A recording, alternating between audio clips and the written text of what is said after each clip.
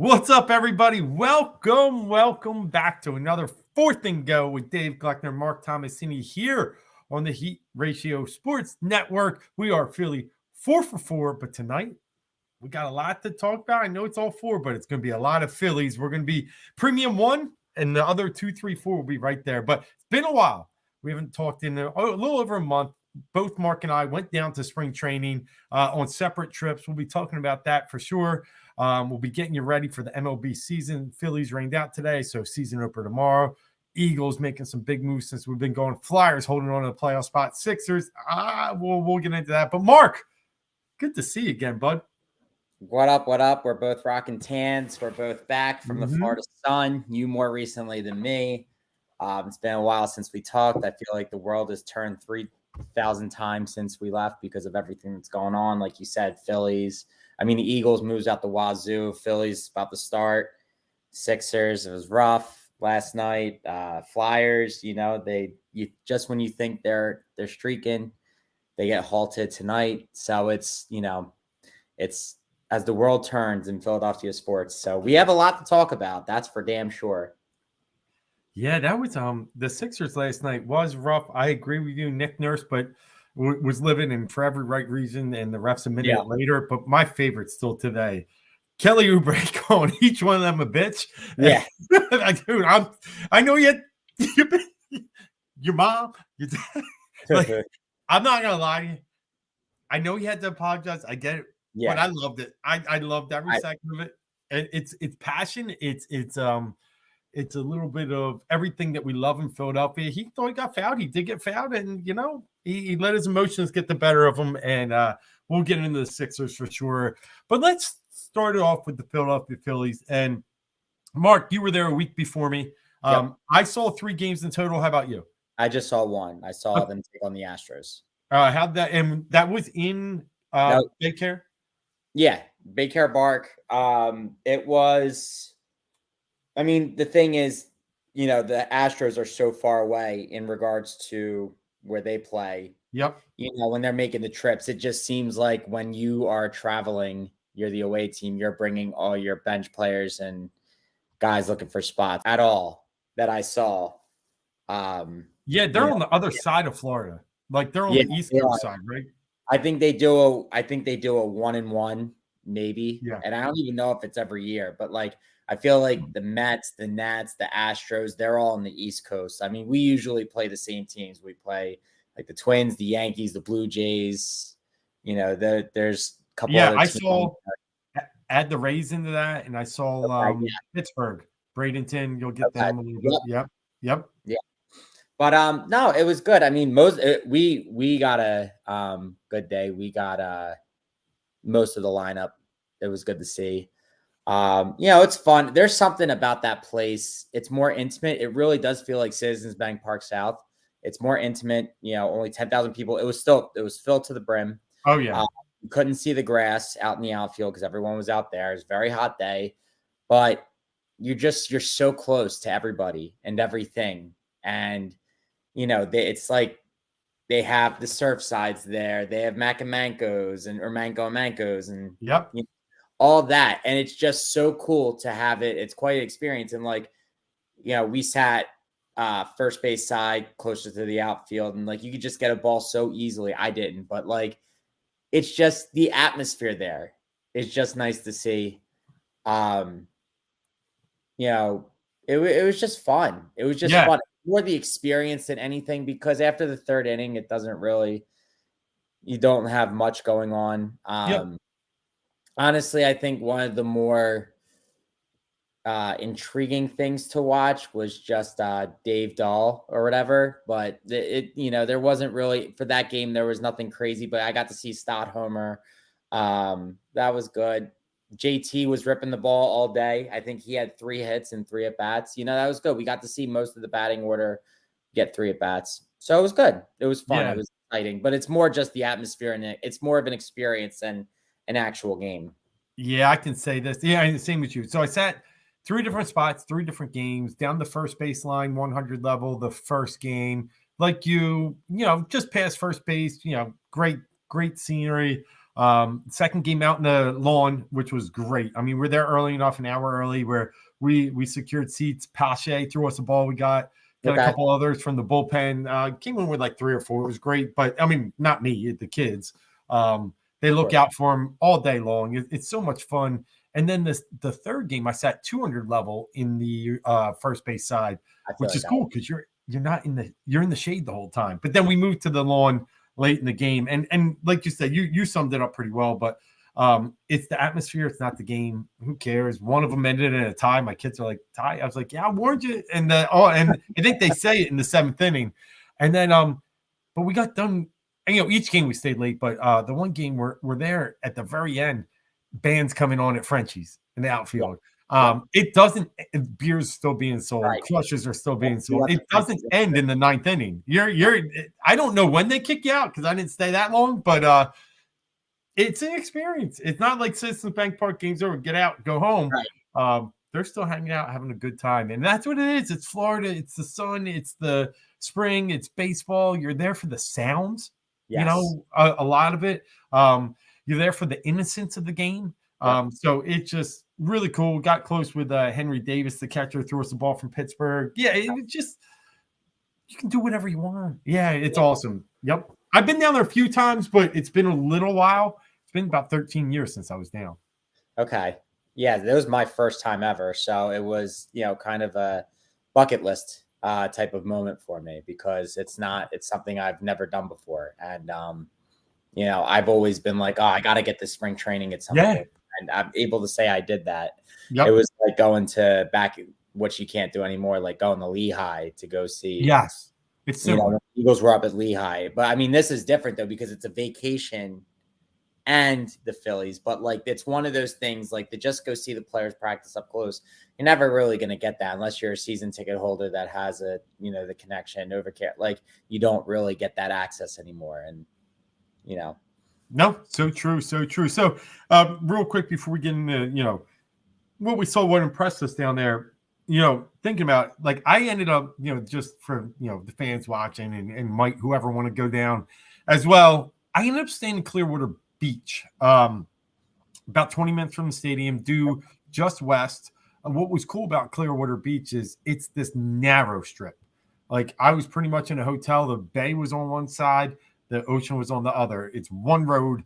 That's it. So I would highly recommend. I've done it in the past where I stayed more inland in Clearwater, and it's okay. Don't get me wrong, but you're stuck with traffic. Doesn't feel like Florida. You get over that bridge in the Clearwater Beach. Now you could go St. Pete's Beach. You could go so many different spots. Don't get me wrong, but I thought staying in the beach was cool. Where'd you end up staying? So we were only there. We flew into Tampa. The night before, and we stayed with my wife's parents. They had just like a house inland. We were inland, and because it was more a house. That's nice. It was in a house inland, but it was just because they got like an Airbnb. It was just because we were literally just they were there that day, that Thursday, and then we were there that Friday. We got in Thursday night, going into Friday. So we just got a quick Airbnb house, but we were inland. We really didn't get to like enjoy the area. We drove down pretty much the strip that you're talking about, down that goes to go when we went to Marco Island to continue our trip. So we really as much of a vacation there. But I saw Clearwater Beach and I saw the areas you're talking about, and that would be pretty cool. If you're trying to just go and go to Clearwater, I think that's the way to do it. Definitely. Yeah, and if you're just hopping a game and not staying more than 2 or 3 nights, inland's the way to be. Mm-hmm. I got to go to Lenny's one morning. That was an awesome breakfast spot, which is a very fabled place for all Phillies fans. It's a half block from the stadium. Great breakfast place. But then down on the beach, Frenchie's, the real Frenchie's. Right. I was able to get some good seafood and drinks down there. But all right, so here's what I saw. I will tell you this. I didn't see some great play. I saw Nick Castellanos again striking out every single bat, and a lot of times 3 pitches. Swinging at the first pitch, waving at balls in the dirt. Once 0-2, I'm like, here goes the slider outside. Strike 3. Wasn't even close to a strike. And I mean, if we know it, how doesn't he know it? But I'm worried. Stop, pop up, JT, pop up. The pop up game is back. So I was a little was a little concerned about some of the peripherals I was seeing. I know these guys are just trying to iron out some things. I know they got a long season ahead, and I'm not like I am concerned about Castellanos. I'm putting that out there. Starting JT, I'm not. I actually think JT is ripping ball decent in spring training. Pache kind of impressed me. I'm glad he made the team. I'm glad they moved on from Jake Cave and said, I don't really need a left-handed bat. I can live with these two righties because Pache didn't have an option. So if you didn't keep him, he had to be cut or put on waivers. And that was Jake Cave, same thing. And it's like the only other thing that would have been reasonable is you send Rojas down, which I wouldn't have been 100% mad about because I wouldn't have been needs the at-bats. His defense, we already know what his defense is, and we know that he's going to make up for what he lacks at the bat out in the outfield. 100% get it. But I agree with you. If we lost Pache, I think I would have been really bummed and disappointed about that because he still has, like, obviously he was a highly touted prospect. There's potential there. There's still potential there. I don't know if he'll ever reach what they thought he was going to be. But, I mean, he's a good player, and he balls out for you. And that's somebody – Jake Cave is like, look, he's had a couple hero-type moments just with, catches at the left field wall and a homer here and there. But to have that lefty bat not really doing anything for me. I think they have much better value with keeping Pache over Jake Cave, and that's what I was afraid of that they were going to do. But I'm glad that they. No, I totally agree, and I was nervous because I thought Pache was doing well. I'm like, this is the only move I see them doing. Are they really going to get rid of their caveman? And they did, and that's God, he's going to the worst team in baseball, but he'll figure it out, and he's playing baseball, so he's lucky. But with Pache, here's the thing: what I liked about, and I'll say Rojas first, because they've committed to starting him. Like you said, he needs more bats. I'm good with him staying up because, if you start to feel it out that he's still lost, move him down. Got Pache. Right. Like, that's what I like. I mean, I think Pache is the insurance to Rojas if he struggles early. Yeah. And that works for me. The infield, I thought was locked. A lot of people were curious if Sosa would still make the team. I'm still okay with Sosa. I know he's a little free swinger, but good there. Merrifield, obviously, is going to make it. Castro, you had an option, so you could send him down. So there were no real surprises for me. What's a little concerning in the last piece I'll say is I'm still not – this Taiwan Walker experiment you might just have to eat this money and just call it a day. Like he looked horrific in spring, and now they've said he's got arm fatigue. Arm fatigue in fucking March? Yeah, bro, he couldn't break a pane of glass last year. That's why he didn't start a game in the postseason. Got mad about it. Comes back and gets ripped up in spring training. I'm very nervous. He's got nothing in that tank. Yeah, I was so excited too when we signed him, and I was like, I know, solidifies our rotation, and it's solid number 4. Like that's what I thought. Yeah, I mean a perfect number 4. And I mean even when you brought him in, you thought he was going to be 3, but Ranger just stepped up and kept going. So you're like, okay, I can live with Taiwan at 4. Is it $72 million for a 4 starter? Whatever, I'll take it absolutely. And it stops us from now. I'm not sad about it, but I mean, it would have been nice. It's because of the money that we have in him, we couldn't go get Jordan Montgomery or Blake Snell. So, we could have. We could. Yeah. Well, all right. We didn't want to go to the 3rd luxury tax level. I think that's part of it. And let's be honest. I think there's going to be better pieces at the trade deadline. And they'll have to spend less money to do it. Right? Correct. I think they'd be willing to shed an asset for a better arm at the trade deadline. Yeah. Snell, I'm not in love with. I said it all along. Montgomery, I would have been, but he ended up with a 1-year deal. I would have fell in love with that if I could have got 1 year. I would have. But I wasn't signing him for 3. He's 32, 33. Yeah. Not after what we did with Nola. Can't. Right. I agree. So, I mean, it's not the end of the world. I think they'll be okay. They're going to have to work their way through it. But, it looks like we're right now. I mean, it would be nice if this is a steal, but Turnbull, if he can pan out, I mean, we got to hope for him to be our 5th starter. Lock in Sanchez at 4 and just see what happens. Yeah. Now, any other observations? Those were like kind of mine. Like actually Cody Clemens was on fire when I was down there, and I'm happy for the kid. Roger Clemens was actually in town because they had the Valspar golf tournament right around the corner. He was playing some pro-ams. Got to see his kid hit 2 homers that week. I'm glad he saw it an option. I think he could be a bat you bring up. You know, you got 25 now. You're gonna need 35, 40. So Cody was one that kind of stuck, and he was hitting the ball hard. I was, you know, they got to find a spot for him at some point if they get some injuries to the outfield. Right. I mean, that's the thing. I actually think we're loaded in the outfield right now, which is nice. Yeah. You know, with bringing in Merrifield, I think that kind of solidified really the whole team just because he's so versatile. He can play outfield or infield. It helps. Like the thing is, like you said, if Rojas doesn't play well, Pache comes up. If Pache doesn't work out, then you got Merrifield in there every day. Like it's like the fact that Merrifield's your third option right there in center. I mean, you have a plethora of things. Honest, I would put Marsh back in center before I put Merrifield, but I hear you. No, of course. I mean, if you hold right, well, would you put? I guess you switch Marsh to center and put Merrifield on left. That's I just think the range is a little better with Marsh. That's all. Merrifield's got some nice hands, plays second well, but outfield, I put him in a corner. That's all. Okay. Yeah. He used to be center though. He used to. I'm with you. Yeah. Right. I know he's older now, but yeah, I mean, I think they're pretty solid. I feel good about this team. I just hope that we get consistency this year. I mean, that's going to be the key to it is consistency, not starting off, not at the end of May being 7 games under 500. Like that's the reason it's been the story the past 2 years. If we can just get past that, we're fighting with the Braves for first place. Like that's just the way it is. It's simple as that. We had last year after June 2nd, 100 pace clip, 100 game clip or whatever, let's just not bury ourselves in the beginning of the season. That's all. That's all I ask. But Schwarber, that's what I wanted to say. Schwarber, back 1 for 30 in spring training is not good. 118 or something like. He was 1 for 23. Wait, 1 for 23. I think when I was there. I think overall 118, and when I was there, it was strikeout city. I mean, that dude was he was up there trying to take walks and looking at strike threes. I'm like, bro, it's fucking spring training. Swing the bat. Yeah. What's up, by the way? What's up, Cease? I was talking to him. I think he's going down tomorrow. I wanted to. I just, I scheduled a work thing that I could get out of if I fought it, but when it got rained out, I'll suck it up. I'll go one day soon. But with Schwarber, I got to tell you,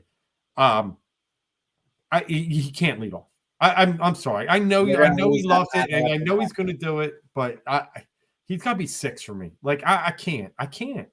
I know, but it's just not happening. It's just unless he struggles for the first 2 months, it's just not happening. I agree with you. Look, I would even if he's 4 or 6, I'm fine with it. 4, 5, 6. I'm good with that, but I just they're saying the way that they're put. I heard him on the radio a couple weeks ago, and he said, I don't care where they put me. But obviously it's a point of contention. Is it him or is it the team? Why is it so hell-bent that he's there? I know that he said that's where he feels most comfortable, but we can't do most comfortable when you're batting 118 in spring training. I agree. And now, refresh my memory. Didn't Stott lead off the year in Texas last year? I believe so. I think, but it's when they started struggling for that first month that they decided, I got to go back to this bump. Right. Yeah. Right. And that's because the analytics will say, and it's true, they won, I think, 60% of their games when he was in the leadoff, which I get. I get it. But also the team was playing better then. Bryce was finally back in the mold. Obviously in August, Turner started getting hot. You really didn't have the full team. Ranger was inconsistent, for the first half of the season. There's a lot of extra factors that also went into that June 2nd. Right. No, I agree. You can't put 110 at leadoff. You can't put 180 again at leadoff. I know it's Rob Thompson being topper and I've actually supported the move for quite some time because I just thought, like you said, the comfort, the way the lineup was constructed, it just worked because if you got, people would always say, 3-run homers better than 1 run. There's no guarantee that dude's getting the pitches that he sees. But to start a game, and I've been in the park, you've been in the park. When he hits a homer to start a game, it's curtains. Like the energy, the stuff he can do in that position really does change the momentum of games, but not anymore. Like we got to be smarter, I think, this year. And to that, I think that's where we're all going. It's been 2 years in a row. We can't do this. Yeah, we can't start this. We put ourselves in a hole, and we're coming up breathing for air, and then we're getting into that wild card spot. But I mean, that's just kind of the way that the tables are turned. Yep. No.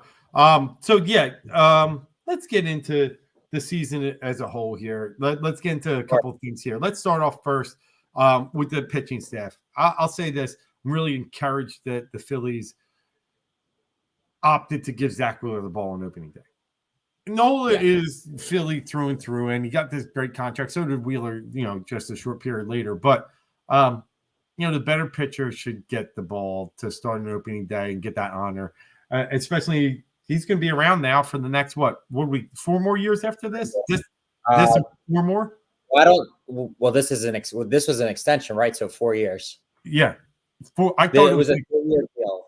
It's a 3-year deal. Oh, 3 years. Okay. So it was 42 a year. Yeah. Yep. So 3 more after this. Give him a chance to the rubber on opening day in Citizens Bank Park, by the way, which we haven't started in a few years. So I think it's really cool. I think great job. Nola as a 2 is awesome. I actually think he's going to have a bounce back here. I really do. I think he just had some issues getting into a little bit of the plate and giving up the home runs. But the K's are still there, and the workhorse mentality. Ranger looked great. Suarez is solid. What are we going to do at 5? Now, right now it's Turnbull. I think there's a decent shot we could see a Bell even at some point. He only got I think 2 1/3 or 3 innings down there. But I think there's a chance you might see something like that. Yeah, they sent a Bell down the minors pretty early, a couple weeks ago. Yeah, but just to start tweaking, I think he's a name we got to keep an eye on. But all in all, I'm going to give the starters all right. Last year we finished with the best WAR in baseball for a pitching staff. I'm going to give the Phillies A-, B+. Yeah, I'll go A- for starters. Who cares if I'm worried about the 5th starter? Top 3 to 4 are really good. Right. I mean, the good thing is the optimism going into the season. You get the hope that a guy like Turnbull works out and that Sanchez strides forward, and maybe somebody else peers, like maybe a Bell comes up earlier than expected, or maybe Taiwan gets his stuff together. I don't know, something like that. Going back to your point about Wheeler getting the ball, I think that was a good move by the Phillies. He's always wanted to do it. He's never done it. He was obviously in New York. He was, 3rd or 4th fiddle. They, let him walk, and they probably regret that big time now because he was the one who's made it past that whole entire staff.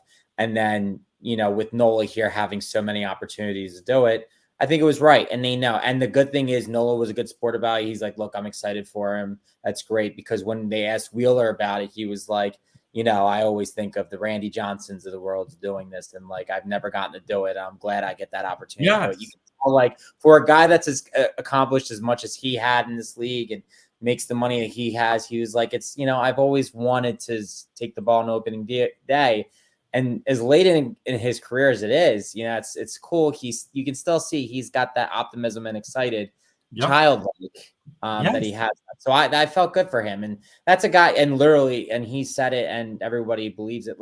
Wheeler is a guy, the money doesn't change him. He's just a guy who likes to pitch. He's just a baseball player, and he's getting rewarded finally because the deal that we signed him to a couple years ago was a steal for the production that he gave us. He overperformed. So that's why he got 42 a year. It still averages out over the lifetime of his career. If he, fills out this contract, it's 30 a year for him. And that's for being one of the best pitchers in baseball. So, it's just, he deserves it. He deserves the ball. He deserves the money. Good for him. He seems like he's a good guy. Good head on his shoulders. And I feel good about the rotation, but I'm going to give a B+. Okay. Regards to that, just because of the uncertainty on the back end. I know you're A-. I mean, I was close. I'm not ready to say that A status because consistency is going to be key. And really, that's my consistency is the theme for this team this year. Well, if they're consistent, that B plus turns into an A, that B turns into a B plus, like so on and so forth. So starting fast will show me if they have consistency or not. So Ranger didn't start the year last year. He had like some quad or lower leg injury, lower body, whatever. And then Sanchez. So him and Sanchez are my key to giving the same mice. Them being healthy, coming in, looking this good. If they are what we project them to be, this is an A, even an A staff possibly. Like I said, if I'm worried about the fifth starter, I'm okay because I'm getting 80% of really good arms. So let's go bullpen. Fangraphs, a lot of other websites have projected the Phillies as the number one bullpen. Here's what I read on Fangraphs, which I thought was an interesting take, is that the margin between the best bullpen and the worst bullpen is the narrowest it is at any other position. A right field, it's actually the largest gap that people have of between WAR and some other projections of where the Yankees and the Braves with Acuna over the worst right fielder. It's just massive.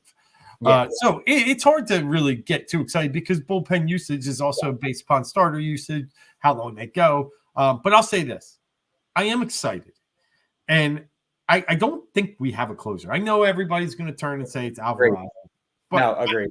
I don't. I know Kirk Green's starting on the IL, but I mean, I think they can really, kind of point anywhere and really use Alvarado in the highest leverage situation. And with that, you got flamethrowers up and down that bullpen. It's all about command. As long as this bullpen, if Soto can come back and throw strikes and Alvarado is still what he has been, man, I think this is, it's an A. I do agree that, a lot of people that rate it the best, I got to go along, maybe best, whatever. But I mean, it's got firepower up and down. I'll give it an A. Yeah, I'm gonna go lower on this side. I'm in that B, maybe a B plus range. Here's the thing. I agree with you. They don't have a closer. Alvarado is not the guy. He's never been in that situation where he is the closer. He never solidified that role in the opportunities he was given. Look, we're hoping on the bounce back of a Sir Anthony. We're hoping on the bounce back of Soto. If those guys, you get those best years out of them, this bullpen's a lot different. I think part of the reason why they were rated the best bullpen is kind of based on the starters in part because the starters go long inning. You got Wheeler and Nola who eat up innings. That makes it easier on our bullpen, which is a good thing. And that's what you want your starters to do, make life easier on the bullpen. And that's why I think our bullpen is considered one of the best in the league. I still think it is. I don't think it's the best. I just don't like that we don't have a solidified closer. Like, we've gone through all the trials and tribulations, of closers in the past. And, Craig Kimbrell, like he gave us so much, about, I would say May to like August is really when he gave us his most, and he's gone, but he blew it he just lost his stuff in September and October. So I'm going to give it a B with potential upside. I'm going to be a little more reserved on that because again, I need them to be consistent. Like we saw one of the worst, what was it, 2020? We saw the worst bullpen in the history of baseball in a shortened season. So I should be a little more grateful.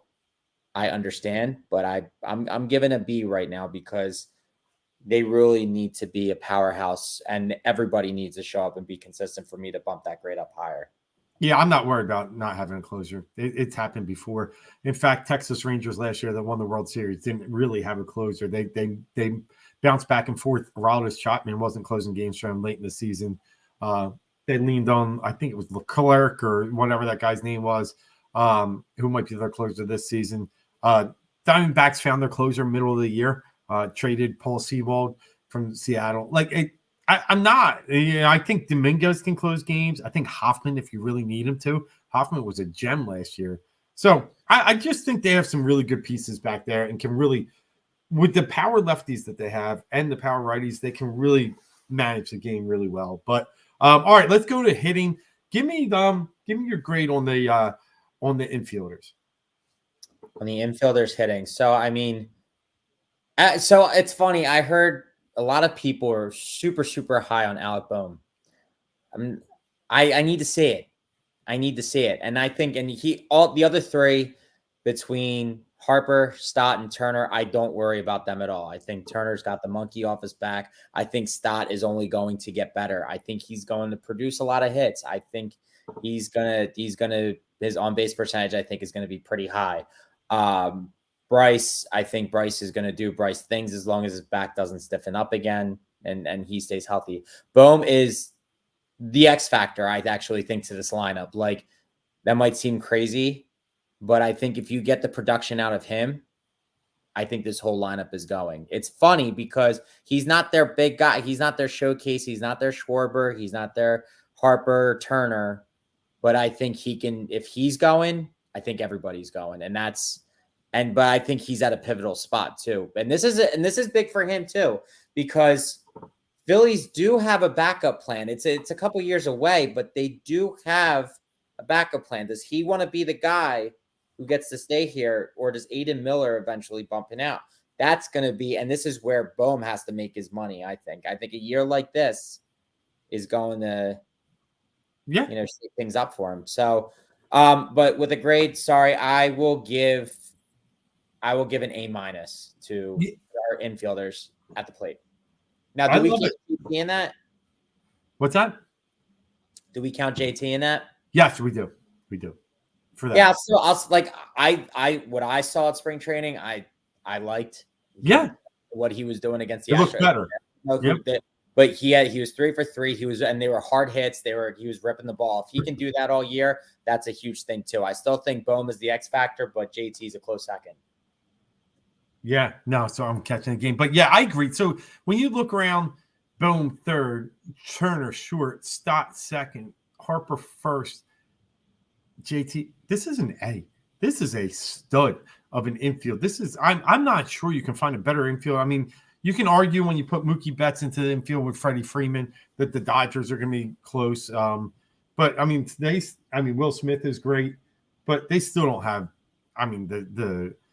the third base and second base that we have. So I really think this is a great infield with Harper coming to first. Somebody said the other day, "Oh, Harper forced his way in the first, forced Harper out of town." Okay, stop. You're hating. But this is where he has to play with his elbow, and he's gonna be just fine. And even more importantly, he's an MVP. Right. Turner's an MVP candidate. And I think Stott is fantastic. Great. And Boehm is the X factor. And I think he's going to have a big year. The guy the other day, I guess he did end up hitting 20 last year. I'm trying to remember. I think he did. Someone said he needs 30 of them. I think that's a lot, asking 30 out of Boehm. But you need 25. 25 I'm good with. Feels good. Yep. Makes me feel good. Yeah. Yeah. And Cease, you're saying the same thing. Boehm. I think this is it. This is a huge year for Boehm because let's be honest. In some way, somehow, he could be a Rhys Hoskins in a year or two if he just can't take that next step. Right. I don't want to call it Maikel Franco, but it just never got there with Maikel Franco, and eventually you got to go. You got to move on. And you already mentioned there's some pieces. Could Stott play third? Maybe. I mean, I think second was a change for him. I think he was naturally a shortstop. So, yeah, we'll see. But yeah, I think the infield is fantastic. For me, the outfield is the weak spot. It's good, but I just am very nervous about Castellanos. I'm very nervous about Rojas, and in left field, and we can include Schwarber in that mix too. We'll see. I think this is where they defensively it's okay, but offensively it's not great, and I'm gonna give it B-. I'm there with you. Like, I think that. So we talk about consistency, and this is where it all lies. Castellanos and Schwarber. Can they be consistent? I mean, Schwarber barely makes it above the Mendoza line, and he still was productive last year, but he could have been so much more productive, especially if he was down in the lineup. Like, they can try and spin it every way they want. He doesn't need to be leadoff. He just does not. And I know, and like I said earlier, you're going to lose that battle. I'm going to lose that battle. Everybody's going to try and put the stats in the way that you want to see it, but it just doesn't make sense. And I'm not worried about if he's comfortable or not. I'm not either. Unless he's batting 0 because he's not in the leadoff spot. That's the only way. If he's still batting 118 at first, or if he's 118 at 6, it's still the same thing.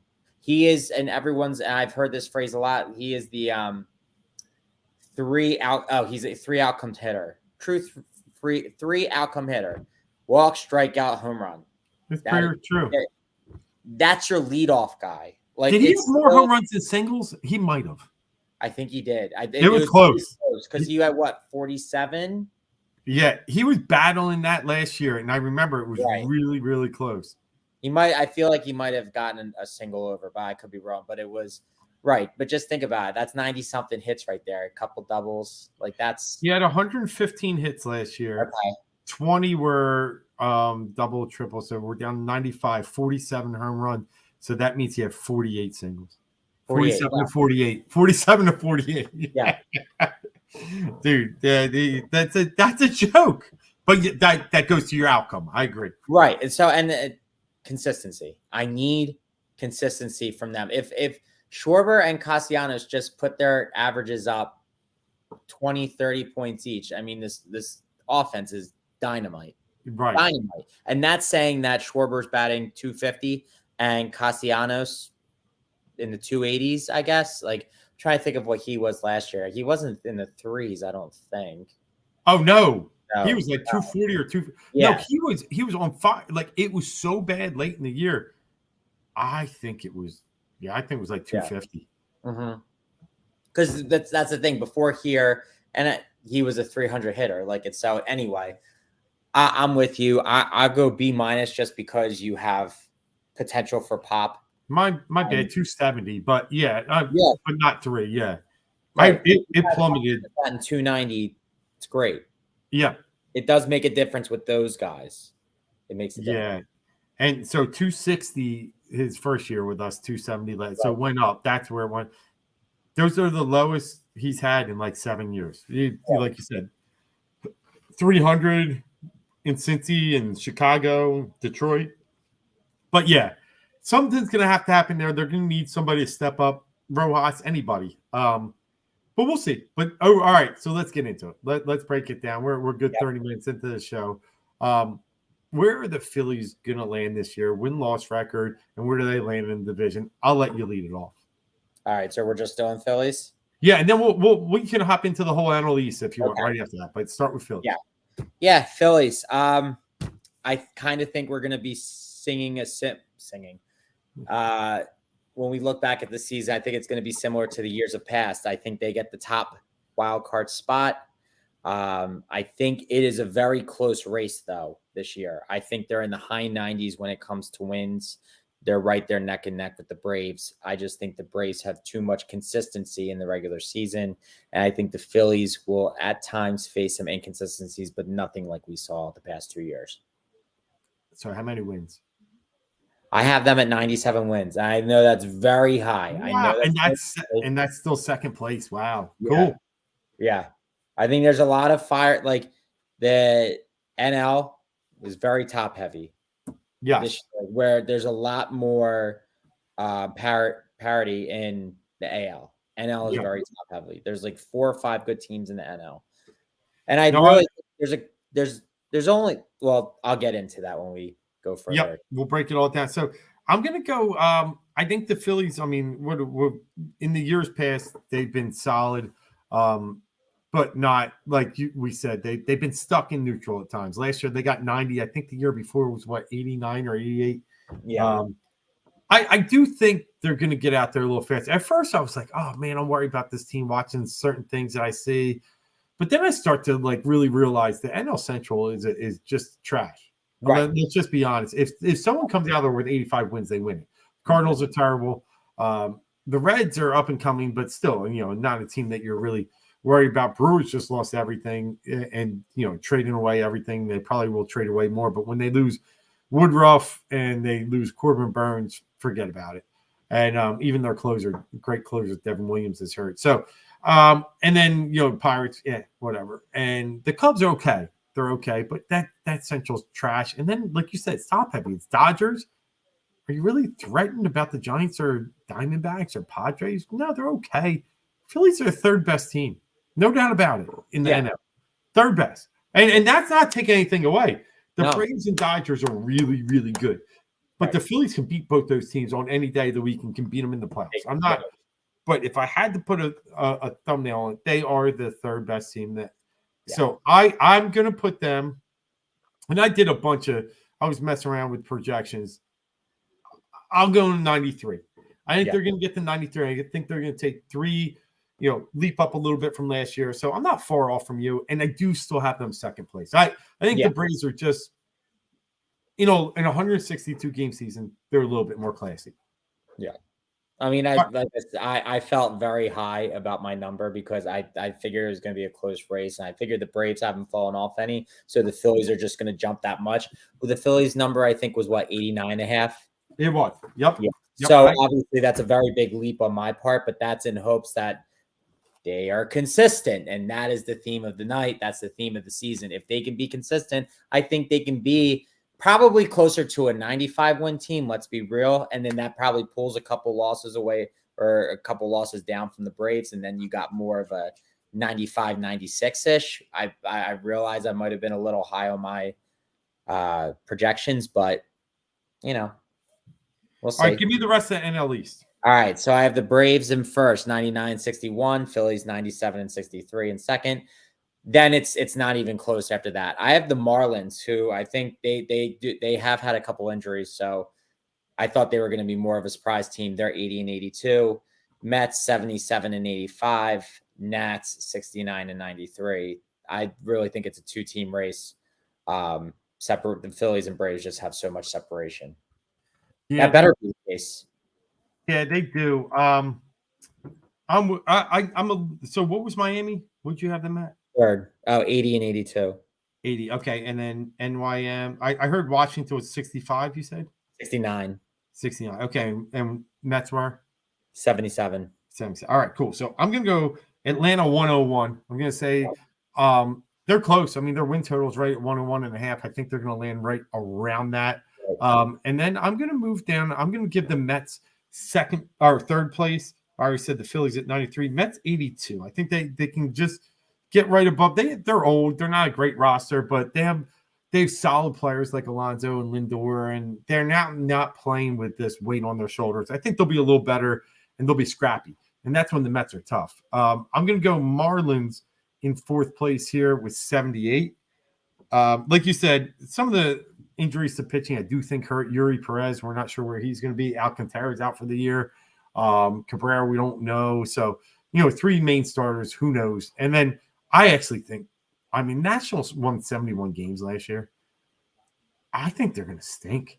But I'm going to put them at 62. So I'll take, we're not far. We just had to flip it second, third. I'll take the NL, or third and fourth. I'll take the NL Central. And Mark, like I was saying earlier, it's a trash heap. I don't love anything about this division itself. But I'm going to take the Chicago Cubs in first with 84 wins. I'm going to say the St. Louis Cardinals battle it around and get to 83. So the Cubs win on the last day of the season. Reds are in there for a long stretch. They get to 79. Brew Crew, they could be trading everything off by the end of the season. I really don't know what they're going to decide, when they see where they're at in the standings. I'm going to put them at 78. I have, and then last but not least are those Pittsburgh Pirates. And I got to see them in spring training. That O'Neal Cruz is something special. Yeah. I'm going to put them at 76. It's going to be a decent battle there, a small span, but I'll have them in last. But this is going to be a battle all season. So that's my rank. What did you have the Cardinals at? Winning wise? 83. So I had Chicago winning it with 84. I'm sorry. So what? You broke up for a second for the Cardinals. Yeah, Cardinals 83. 83. Okay. Yeah, that's right. You said last day of the season. Gotcha. Yep. All right. Yeah, we're a little different on this. Got to be real. I have Cardinals at 87. I think that's a stretch, but I think that's, like you said, whoever gets the 85 wins the division. I have the Reds at 84 and 78. I like what I think they have a chance. Yeah, Really turn things up. They have a lot of young talent. I agree. So I see them pulling a surprise. The Cubs, they just can't do it. I have them at 81 and 81, sitting at 500. And then same with you. I have the Brewers at 77. You had them at 78. I have the Pirates at 74. You had them at 76. And the thing is, the Pirates have talent. They do. They really do. Between Reynolds and Cruz, but I just don't think they can put it together. They really don't have much of anything going on out there. That's the problem. Like Henry Davis, I think is a nice, great player, and they got guys coming. If they bring up Paul Skeens, the number one pitcher that was drafted last year, like it's coming. But I think they're going to struggle a little bit in the bullpen, a little bit with some other positions. Like I got to see Martin Perez pitch, and he was okay for them. Mitch Keller's still okay, but after 1, 2, 3, it's bad. But honestly, in like 2 or 3 years, it could be the Pirates and the Reds that are fighting for the division. Like because of that talent. If they can keep their talent home, it's funny. You got the Reds 3 games off the division. I have 5 games off, so I think they're going to battle all year. I'm with you. I do really like the Reds this year. My concern is Lodolo's still hurt. He's coming back like April 10th. Hunter Green, you never know what you're going to get. I just think the pitching, if it's there all year, they're going to win that division. But that's my lean. And reason I'm taking the Cubs, by the way, I think Craig Counsell is going to be a difference maker. That's all. Right. But let me give you the West. Sure. Oh, did you say me or did you say let me? Oh, I got it. Okay. All right. To a humongous surprise, the LA Dodgers coming first. I have them at 101 wins, actually. I think they're still going to be really good. They still have a lot of talent. The Ohtani thing, which we haven't even gotten into, that's something. Yeah. That's the Dodgers at 101. I think the D-backs, they kind of rounded out their roster pretty well. I like them in second here at 90 wins. Giants at 85. I think them sneaking in Snell, I think that's going to cause some problems for the Padres. And the Padres, I have them in fourth with 83 wins. They just have so much talent and not a lot of heart, and it never clicks. And then the Rockies, they're going to be awful. They're at 61 wins for me. Yeah. Okay. So what were the Padres? How many wins Padres again? I'm sorry. 83. All right. 83. And then 61 Colorado. All right, cool. Yeah. So I only have a small difference here. Yeah. I'm going Dodgers, like you said, but 98. So, it's a lot to win 100 in this league. Sure. And that they can. I just still like, okay, Glasnow's good. Okay. Bobby Miller is good. I just think the rotation is probably not as deep as it could be. And 98 is still great, and they're going to win this thing by early September. I have Arizona 84. I have the Padres in third place, actually, with 83. Yep. So we have the same. We have the same. I thought you had Giants in third. No, same amount of wins. I'm saying. Yeah. Yep. I have Giants in third, Padres in fourth. Yep. And then I got Giants at 81 and 81, 500. And then Colorado, I have 57. So at the lowest we've seen so far. So let's recap. I'm going to give you got my 3 division winners with Atlanta, Chicago, Dodgers. My wild cards will then be the Phillies. It will be Arizona. And then it's a tiebreaker between the Padres and Cardinals. So I have to play it out. And in that scenario, I'm taking the Padres in the playoffs. Okay. Yours are? So mine are Braves, Cardinals, and Dodgers are the division winners. Phillies in the first wild card, Diamondbacks in the second wild card, and the Giants, the San Francisco Giants, in the third wild card spot. Love it. We have both have 3 NL West teams making the playoffs. All right, let's go to the AL side. I'll let you lead. Okay. I just did the West. So yeah, lead off with the. Oh no, You go ahead because I Yep, did. I did the I'll, West. all right, I'll take this. And now, listen, this one, I Barn just yeah, it's a barn burner, and I'm just not convinced the team from last year is necessarily the team that's going to win it, even though they looked absolutely fantastic today. I'm going to take a little bit of a curveball. I'm going to go Blue Jays in first with 91 wins. I'm going to take Baltimore in second with 89. I'm going to go with the Rays in third with 85. Yankees in fourth with 84. Boston, I don't think is a bad team. I actually think they're serviceable, but 77 for them. How many wins did you have for the Jays? 91? 91. Yep. Yeah, we're different. All right.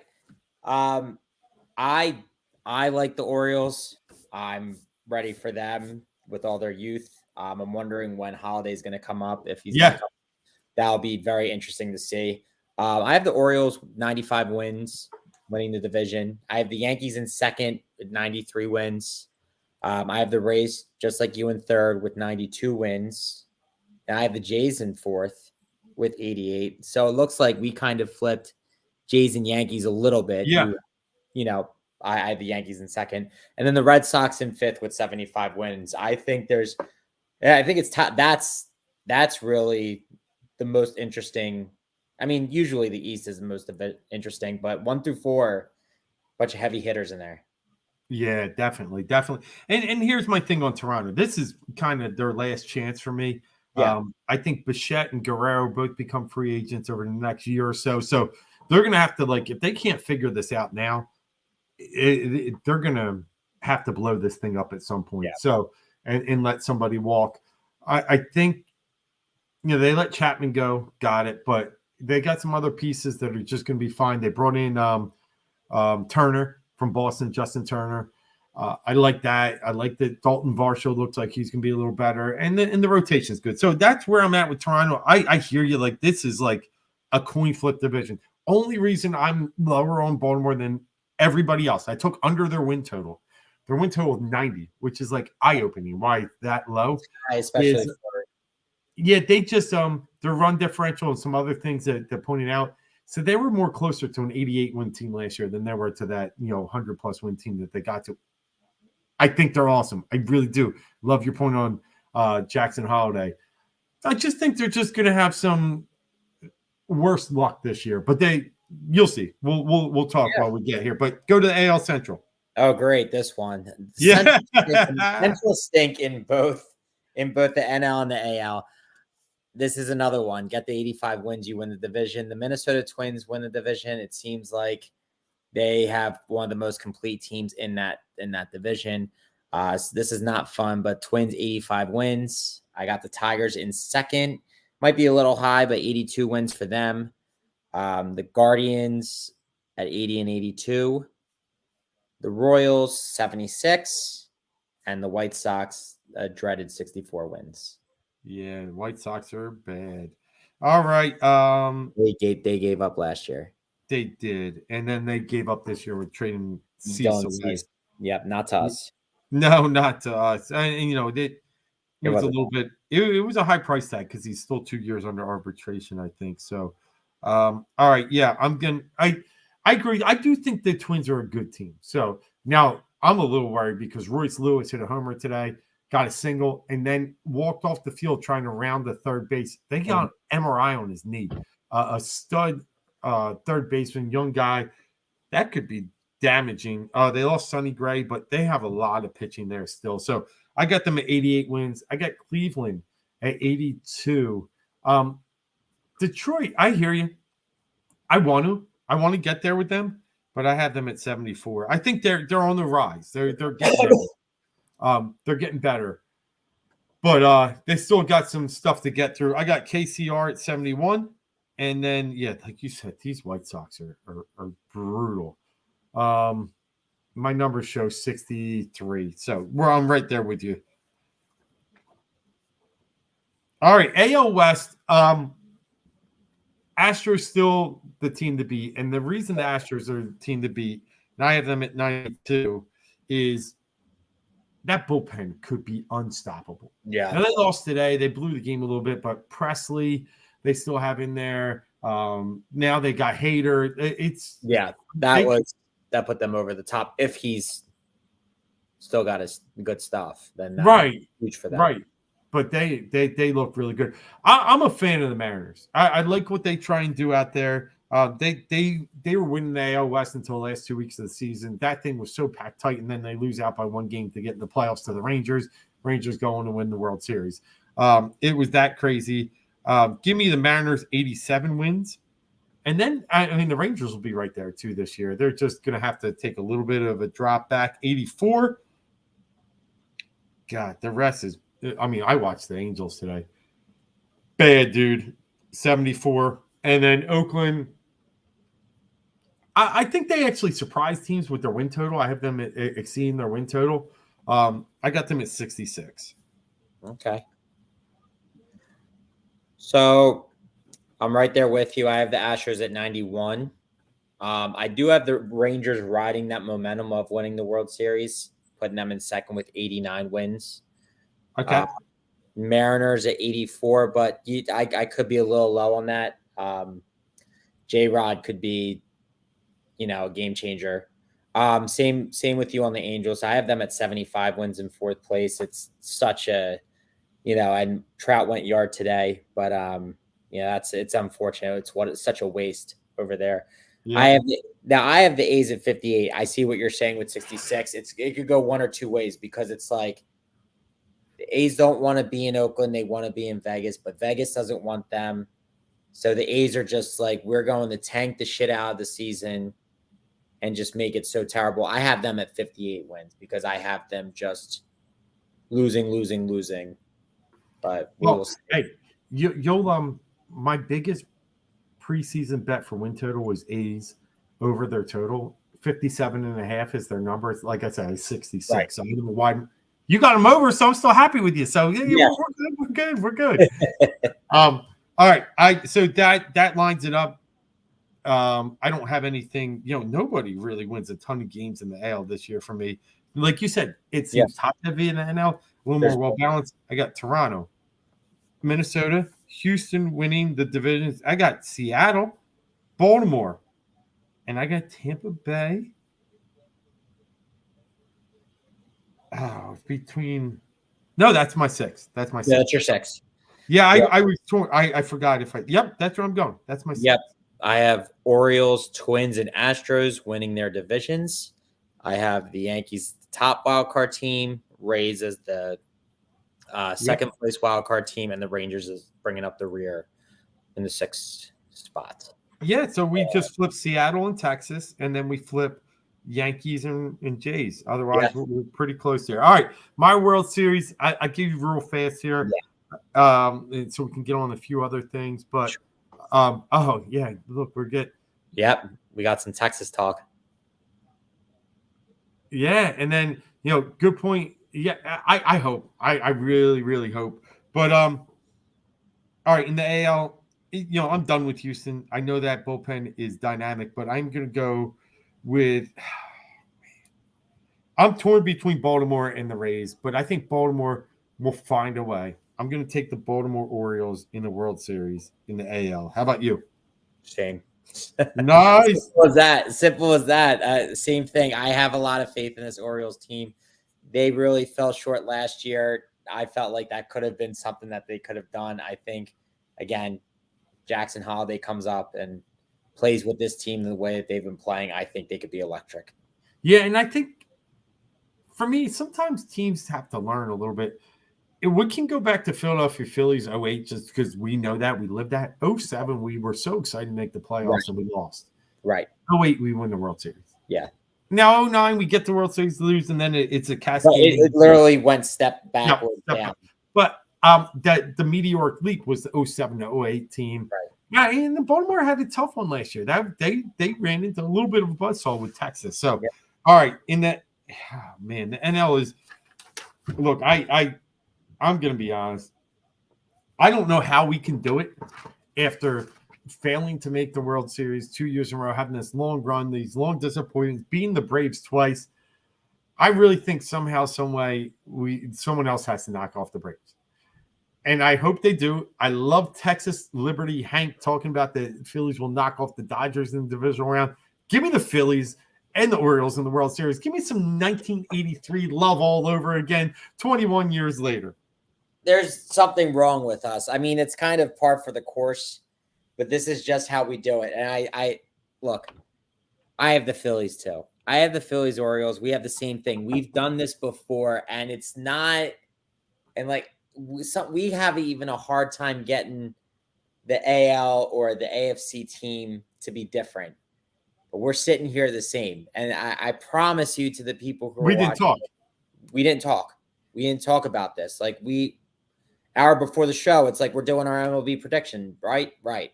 You know, I have everything written here. I have the Phillies right here as World Series champions. Now, difference is going to what Texas Liberty, Texas Hank said. I have the Phillies beating the Dodgers in the divisional round, and then I have to take care again, and then just making we're the Braves daddy. So yeah. I have. Were you saying how? No, I like that point because I even think someone else has to knock off the Braves. But now I think about it, if we can just get the Braves in a 7-game tangle, right. I love it. I worry about us in a shorter series against them this year. Right. So get us to that NLCS versus the Braves. I don't really have many concerns. I do think we beat the Dodgers. We beat the Dodgers when we play them. Well, we just have it a little different though, because you have the Braves as the best team in the NL. I have the Dodgers as the best team in the NL. So that's why it lines up. For us, there's probably another way that it lines up on that end, but yeah, I do. But so best wild card would end up playing. Yeah, it doesn't get reseeded, does it? No. Yeah. So I looked at last year's and saw how it played out, and so being that because I'm trying to think. Yeah, I can beat the Braves. That's where I'm at. You're right. Yeah. Yep. And then for Baltimore, like. I kind of like having them have to play in the wild card round and get a little victory under their belt and get on a run. And we've seen it the past 3-4 years. A wild card team makes the World Series. Right. I'm picking 2. And I was listening to the radio today, and this one guy on there, we could talk about Jack Fritz. He's saying like, I don't want them to win the division. It's like I don't want them to be focused on winning the division, and it's like I know that's ridiculous. It really is. And I agree that it's ridiculous to say that. And players have come out, the Phillies have come out and said, we want to win the division. We want to take the Braves down, not only in the playoffs. Look, we've gotten the better of them when it counts the most. So you can't be upset about that. But is it true? Like the way that they've changed the playoff structure, is it really a disadvantage to have a bye? Like, is it really that much of a disadvantage to have a bye? 3 teams have made the World Series who were wild cards. It's insane. Like, is there truth to that? That's it drives me mad because it's like, what happens if we do win the division? Are we going to get smoked by the Braves? We didn't smoke them, or is that what's going to happen to Maz? I don't know, but I don't think that. I think if the Phillies win the division, I think they're full steam ahead. If they're consistent, as I've been saying. But I think that's they can win this division if they're consistent. Like the Braves are talented beyond all means, but I think the Phillies have more camaraderie, and the Phillies are almost just as talented. Yeah, I'd rather, like you said, almost them play in this first wild card spot's a nice spot. Like for me, I'll take them all day. I got them against the Padres. I'll take it. All right. San Diego coming here in October. We already saw what that happens. Darvish, it's all good. You would have them playing right now the Giants. No, I have let me make sure. I have them playing the Diamondbacks. So that's the way that it sets up. I'm sorry, you do. You do. 3-6 and then 4-5. So 4 and 5 are Phillies. No, I have them playing the Diamondbacks too. It would be I'm sorry. I'm good with that. Let's get that revenge early. That's what I was going to say. It's a hell of a playoff run. If it were to come out like this, if small word, big meeting. Phillies, Diamondbacks. We take down the team that took us out last year. We get our revenge back real quick. Phillies, Dodgers. We take down this Ohtani, Betts, Freeman slaughterhouse of a team. And then Yoshi. We pay back Yoshi for not signing here. Right. After Bryce told him, like, look, the lights are much bigger here. Like, everything is that much more, is that much bigger here. So we stick it to Ohtani and Yoshi. And then we take down the Braves 3 years in a row and we say, we're your daddy. That's what it is. And then I love that World Series matchup of Philly, Baltimore. The rest of the country is going to hate it, but the Northeast is really going to be tops on it.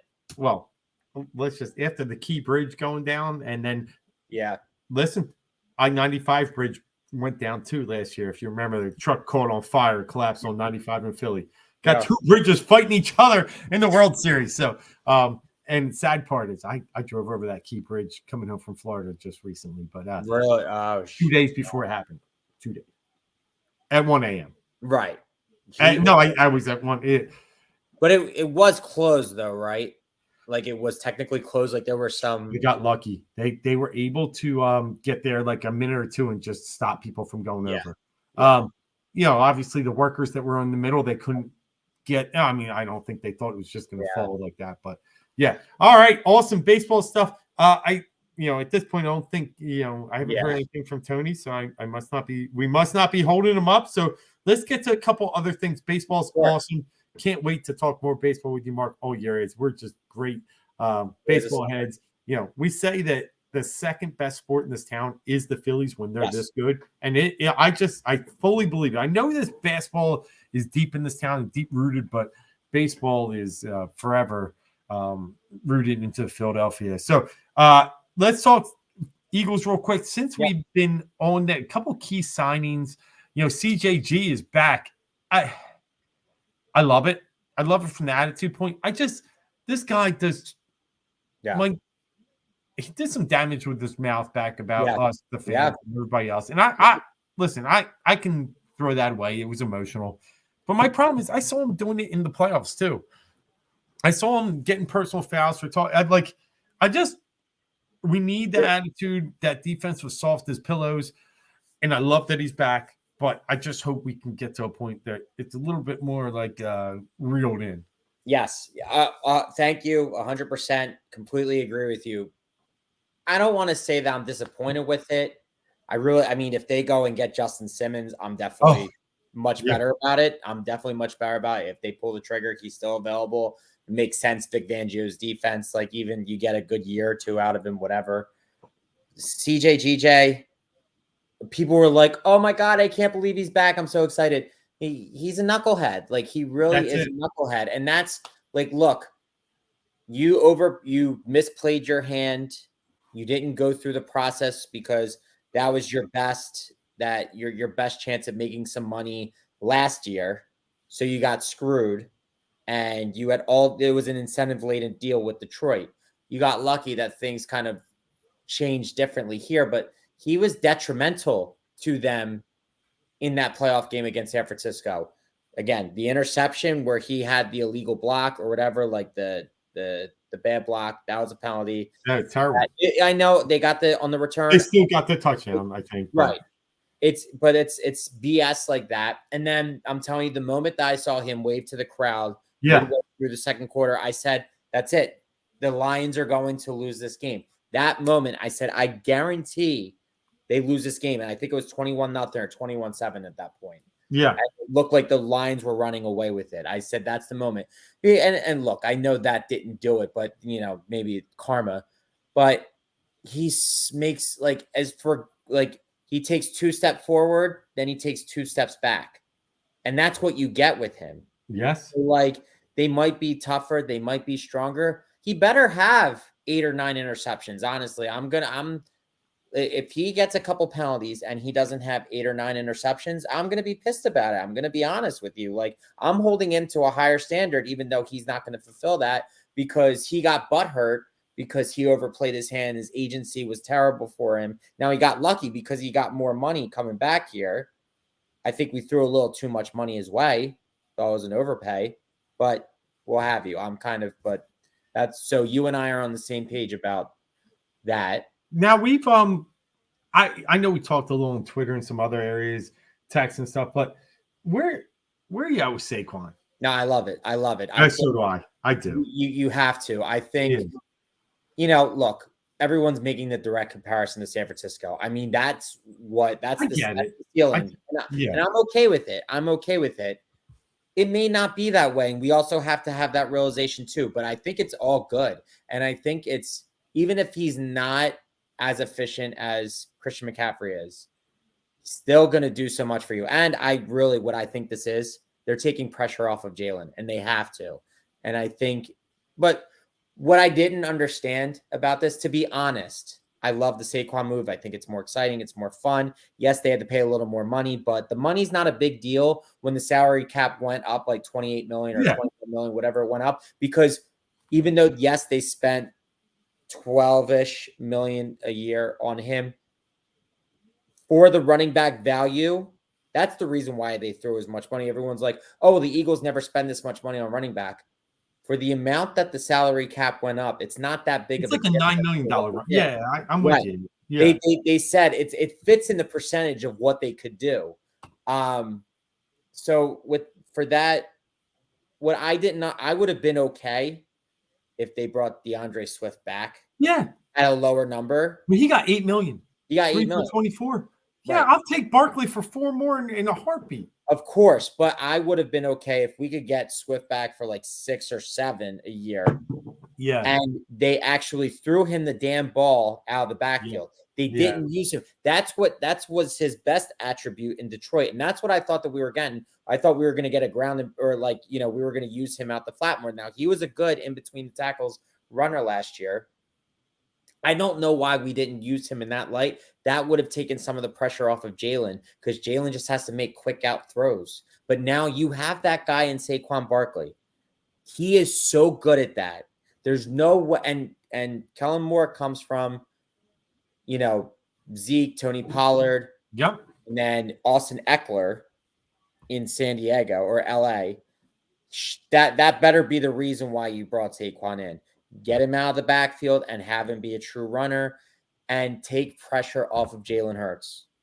That has to be what it is. So that's why I really like this move, because it takes pressure off Jalen. And it's not that we should be easing up on him, but he made a lot of bad decisions when there was less going on around him last year. And I think this is going to help to alleviate that. And I think they have a true running game. They have a true 3-down back now.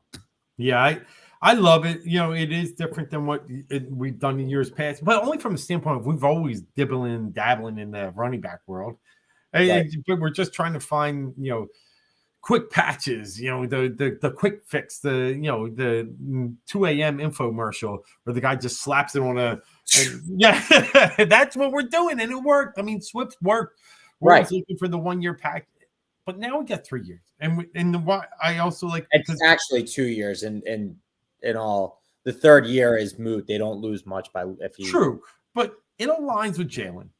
Yeah, so you got this consistency now. That's what I like. I mean, we have a lot of in and out, a lot of moving parts, and I just got this consistency. So not only is he top 3 running back in the league and going to be great for them, you're able to align it with your quarterback's contract as well. So I thought it was really good. And then you're going to align it with Devontae Smith because believe me, he's getting signed. So, all right. Yeah. I think that's we had a few other pieces, obviously, that, I've been big. Devin White coming in, I think is an A+ move.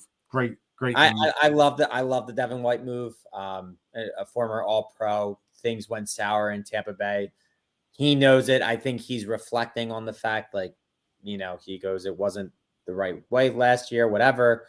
I hope he's got that mindset. I hope he's hungry. Vic Fangio, I think, could do wonders with him and his style of play. So hopefully that works. Bryce Huff, the thing about him is he's not the all-around defensive end, but I think and you brought Sweat back. I think if they can find a way to bring Hassan back, that rotation. Oh, it's nasty. I think do wonders if they can bring Hassan, but it's incumbent upon whether they can bring Hassan Reddick back. You're getting a lot of value out of Huff. He had 10 sacks. He didn't play every snap. And they got that. They got a couple other pieces that like special teamer from the Saints, linebacker. Will come but in the end, I think signing Dickinson to long term, and he got his lawnmower today. I saw. Yep. So we're good. You talked earlier. I cracked up. He's like, Wheeler doesn't do it for the money. That dude doesn't do it for the money. He just wants his lawnmower. No. I love that guy. The guy gets $1,000. And his lawn is pristine. Yeah. All right. Let's touch on the Sixers real fast. I mean, you can't.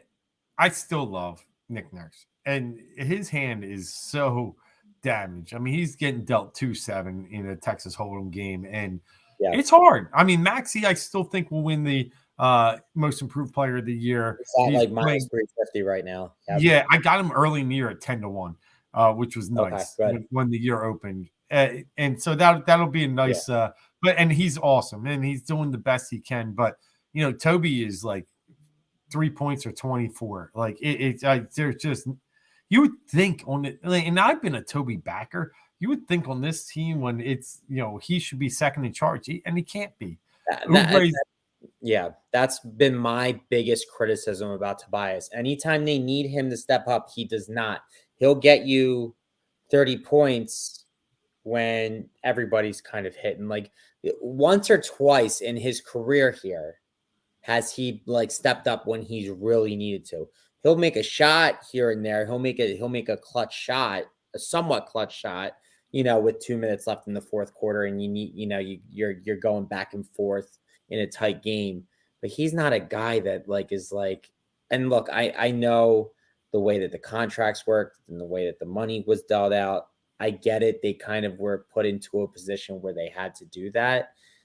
And people say you can't base him off of his contract. But at the same time, you got that money. Like, you should be able to be the second guy when Joe's not there. Or even if Maxey's not there, like, you should be the guy who's putting up 25 and 8 and 4 assists or something like that. And he's just not. And that's the reason why he was that's why he was 4 teams before us. Like, the Orlando's, Detroit's, Milwaukee's, whatever. And Clippers. That's right. Right. So I'm with you. He's been very, very disappointing. Very. Thank God he's out this year. It's it. It's done. Yeah. And then Joe, I mean, the news is, a lot of like little chirps, and I love that, my kids will ask me sometimes, like, why won't they say when he's come back? I was like, you can't with this injury. You just can't. But there's good, like, you can feel the energy. You see him around. You see all this stuff. I mean, what's there? 10 games left, roughly, and I think we're going to see him with 2 or 3, 4 maybe left. I think we're going to see him in the next 2 weeks. People think he's coming back April 2nd against the Thunder. I'm going to the game April 2nd. That'd be great. It's the Thunder. Yeah, it's national television. Yeah, 7:30 game. Yeah, so it was part of a 3-game pack we bought. So that worked out because the awesome. Thunder they're a hell of a team and a hell of a story this year. I love the Thunder and what they. I can't believe that it's insane. Like, and they have all the draft capital in the world, and that team is stacked. Yeah, it is. It is. They're going to be something to deal with for a while, especially with SGA, who he will challenge. I have a little bit on him to win MVP, but he will challenge for MVP. I still think it's, it looks like it's going to be Jokic to lose. And Luka's got maybe an outside shot too, but I think it's Jokic. Yeah. But the Sixers, it's just, now that they're in this tough spot, they're probably going to have to play Miami in that 7-8 game. And if they don't survive that, they're going to play the winner of the 9-10. It's just not a great spot because Boston. Yes, if you win that first one, you got to go against Milwaukee. Ooh, maybe, never know. Right. But I can't take Boston. Yeah, I would take Milwaukee all day. You have a fighter's chance. If Joe's healthy, you have a fighter's chance. And that's the one thing. Like, as much as this injury sucked, and I wish you were able to come back like a week sooner, like he would be already playing at this point, they'd be able to get out of that play-in area, but it's too late. so they're probably going to be in that play. Yeah, they're like 2 games behind Indiana Right. now, I think. Yeah, I think it's too much. I mean, they would need to win out, and so anyway, that's not going to happen. But Joel has the chance to be his healthiest if this knee is good. True. If True. everything went through with the surgery, and he doesn't put himself in any compromising positions, laying on the floor and getting fallen over. I mean, it's always a possibility, and it usually happens. Breaking your orbital bone after taunting, like if he could have, if they can get Milwaukee or better, I like their chances this year to actually get out of the second round. But yeah, I'm with you because he'll be at his healthiest. And then here's my concern, and you probably now I'm going to hear his conditioning isn't good. I mean, yeah, he might be his healthiest, but it'll always be something. So I hope, and this team is like with Lowry, they have so many pieces where they can be they're deep enough for the first time in a long time. Picked it up. I was really bummed about the pain thing, but Pat Bev is missing what sounds like the rest of the season with a wrist injury. Campaign has helped them win some games. Yeah, 25 one game or something like that. Yeah, 23 against the Clippers. 23, that's what it was. Yep. On Sunday. Yep. I mean, and they've, Oubre, he's been able to do some things, and they're deep enough. I just think the Embiid injury just being a week or two too long might be the reason why they can't flourish in the playoffs this year, because he could have gotten back 2 weeks ago. It would be a whole different story. They'd be hanging in the 4th, 5th spot. And I think they're in the Eastern Conference Finals if he's healthy 2 weeks ago. Yep, I agree. Without not even without a doubt. And I'm okay. Like you would have been playing Cleveland, like that. That's fine. Right. Yeah. Yeah. The Knicks, I think, are a sneaky good team. They are.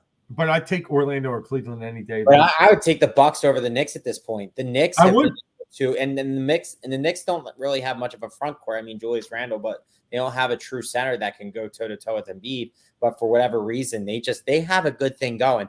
Thibodeau's back in prime form because he's got the right guys running the squad right now. Well, I mean, Hartenstein. I mean, he's a big guy, but he's not going to kill you on offense. But him, and they can play Sims in there. They just play that physical style of defense, and OG Anunoby, all that. Yeah, they're tough. And now the depth with Bogey, and even if he really got hot, you got our boy Alec Burke that could get hot. So yeah, I think Knicks could be dangerous. But let's round it out with the Flyers.